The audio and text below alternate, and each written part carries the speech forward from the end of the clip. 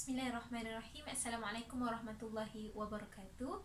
My name is Alima Surah binti Zaini, metric number 1718554. Inshallah, today I'll be presenting about nutrition before and during pregnancy. Okay, firstly, I'm gonna talk about infertility. Infertility is defined as the failure to conceive after at least 1 year of trying without any protection. So there are actually many factors that cause infertility. Okay, let's look at the first factor, undernutrition and body fat. According to many studies, women who are overweight, underweight, and obese are more likely having lower probability to conceive as compared to women with normal BMI, because being on either end of the weight spectrum may cause disturbance in ovulation and also menstrual irregularity. Okay, secondly, antioxidant status. Okay, oxidative stress in men cause reduced sperm quality, while in women it affects the egg and interfere with the implantation of egg onto the uterine wall. Thus, consumption of antioxidant nutrient like vitamin C, vitamin E, and beta carotene can be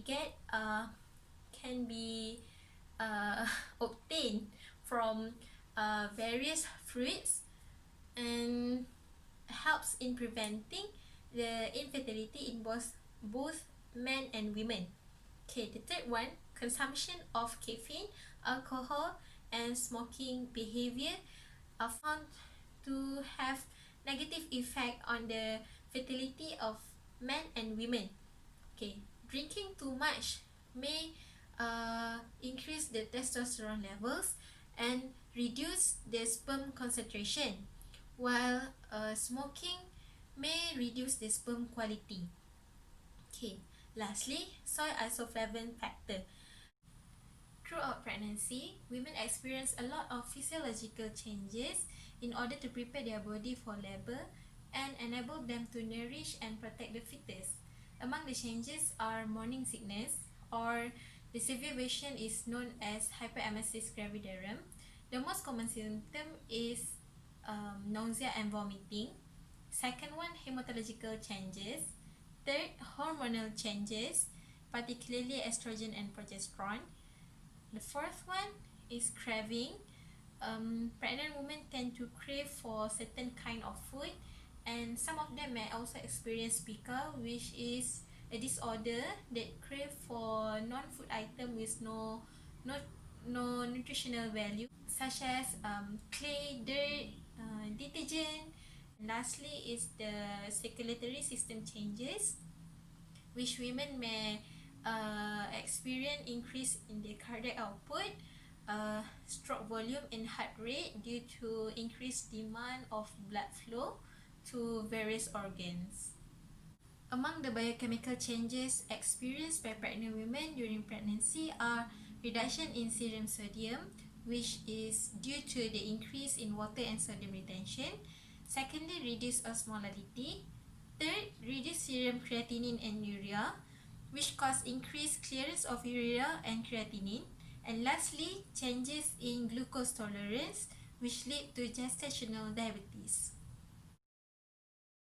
Next is about nutrition and fetus development. As we all know, nutrient, energy, and oxygen are transferred from the mother to the baby via the placenta.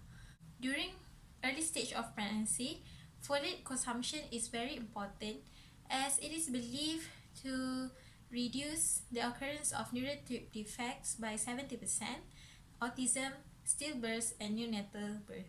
Okay. The third picture, alcohol and drug.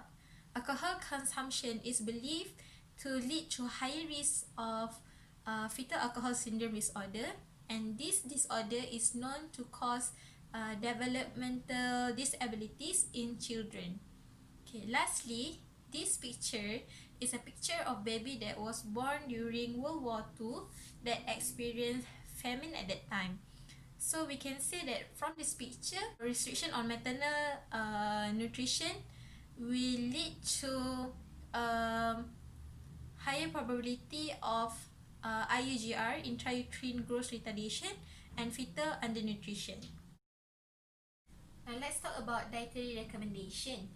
During pregnancy, pregnant women go through a lot of changes in their body. That's why they need to fuel their body with important and good nutrients from various sources. According to Malaysian RNI 2017, there are additional energy requirements for pregnant women throughout the pregnancy, and this can be done by consuming a lot of nutrient-dense food and minimize the intake of empty calorie foods.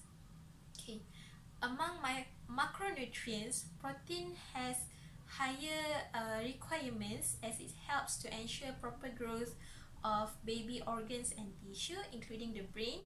Okay, in terms of fat, quantity is more emphasized rather than the quality.